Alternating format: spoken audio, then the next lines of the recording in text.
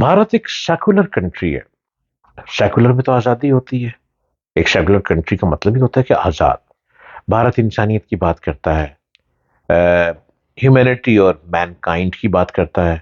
لیکن بھارت سے یہ برداشت نہیں ہو پا رہا کہ مسلمان لوگ نماز ادا کر رہے ہیں, مسلمان لوگ تراویح ادا کر رہے ہیں.